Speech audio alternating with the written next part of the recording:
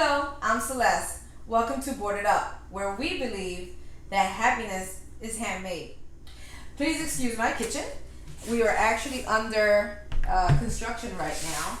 I thought that, the best way to get things done was to rip down the kitchen cabinet. Besides all of the renovations that are going on in my house, today's tutorial I'm bringing is how to stain a stove cover. For future notifications on tutorials, do-it-yourself projects, and some helpful tips, just hit the subscribe button so you'll get the notifications. So let's get started. I'll leave the description of all the supplies we're using on the link below. Before we start staining, we're going to sand the board with a 180 grit. Please remember to go along with the grain of the wood. Sanding the wood allows us to check for any imperfections in the wood that we might want to fix before staining.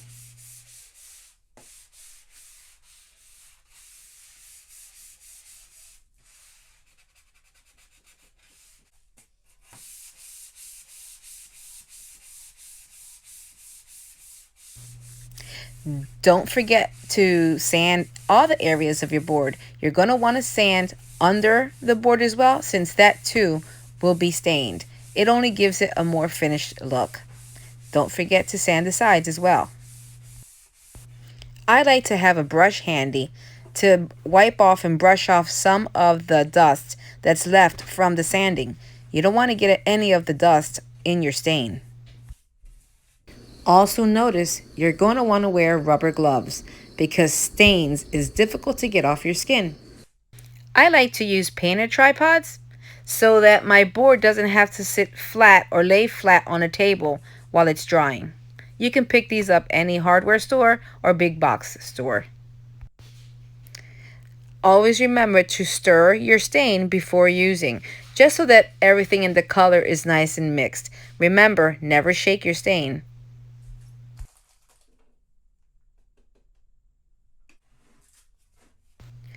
I always prefer to start staining the bottom of my board before the top.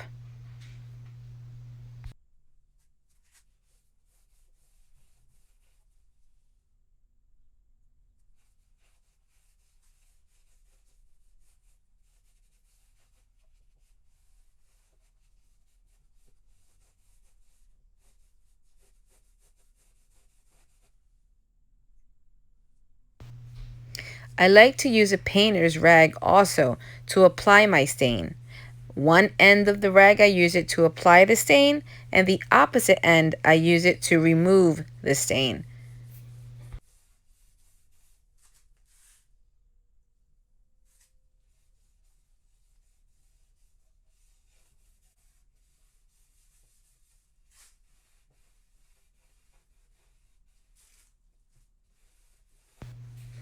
As I begin to wipe off the stain, you can see the beautiful colors of the grain of the wood come right through.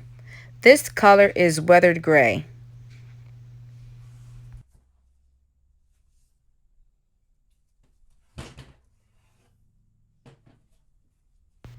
Now I'll turn my board over and repeat the process on the top. I usually like to do my sides first, stain the sides first, then put the board down and remain and continue to stain the top.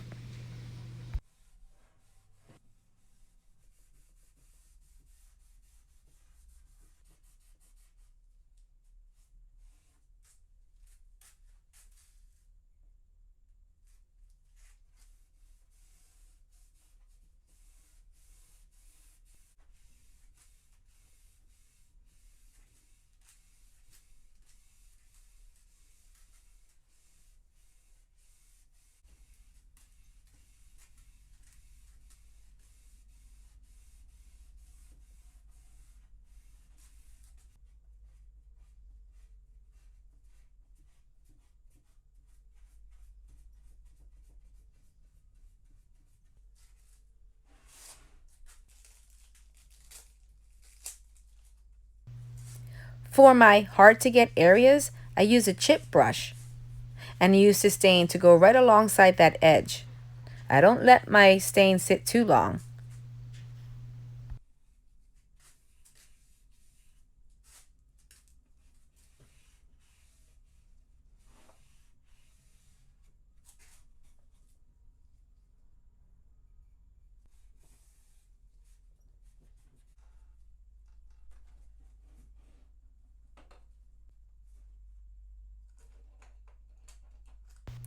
Now that I'm done staining, I like to use my painter tripods.